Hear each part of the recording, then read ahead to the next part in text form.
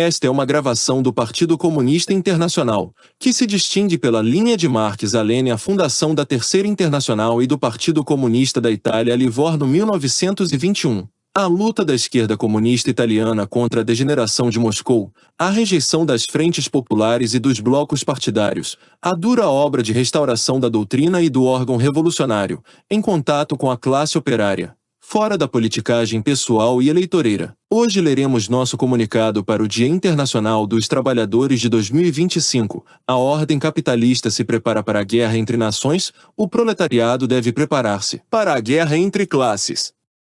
1º de maio de 2025. A ordem capitalista se prepara para a guerra entre nações. O proletariado deve se preparar para a guerra entre classes. Somente o derrotismo revolucionário da classe trabalhadora pode parar a guerra imperialista. Abaixo o nacionalismo. Vida longa ao internacionalismo proletário. Nuvens ameaçadoras estão se formando sobre vastas áreas do mundo, enquanto em outras, a tempestade da guerra já está em andamento faz algum tempo.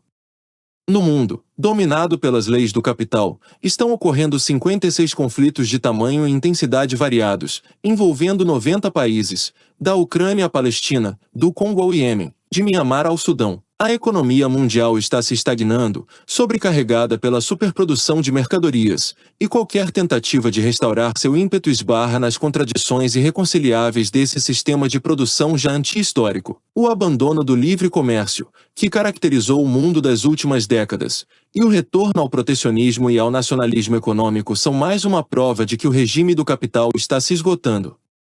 Por um lado, o protecionismo aumentará ainda mais a exploração do proletariado e, por outro, intensificará a luta pela divisão dos mercados. A guerra comercial entre imperialismos é uma prévia da guerra declarada, como aconteceu nas duas guerras mundiais do século passado, a primeira das quais foi interrompida em toda a Europa pela vitória da Revolução Proletária de outubro de 1917 na Rússia. Um exemplo histórico brilhante de como a máquina de guerra do capital pode ser quebrada. Os Estados Unidos, a principal potência econômica e militar do mundo, está reagindo à crise com protecionismo e ameaçando utilizar sua enorme máquina de guerra para conter sua rival global, a China. A República Popular da China, a segunda nação capitalista mais poderosa do mundo, usurpando o título de socialista, como fez a URSS stalinista, continua seu crescimento industrial e militar com cada vez mais dificuldade. Em um contexto de crise econômica geral, mantendo um perfil discreto para ganhar posições em nível comercial e diplomático,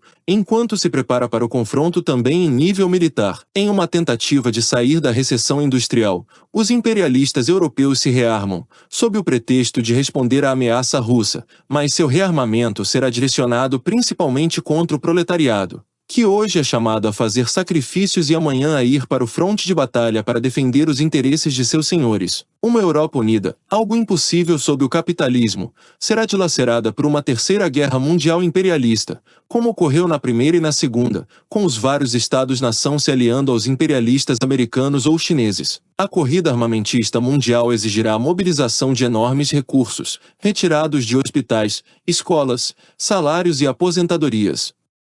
Na Coreia do Sul, a burguesia está trabalhando para introduzir uma semana de trabalho de 64 horas, enquanto alguns países já estão considerando a reintrodução do serviço militar obrigatório. A Polônia pretende recrutar toda a sua população masculina para períodos de treinamento militar. A classe trabalhadora não pode lutar de forma decisiva e intransigente para defender suas condições de vida e de trabalho sem desafiar a economia nacional, que nada mais é do que o capitalismo.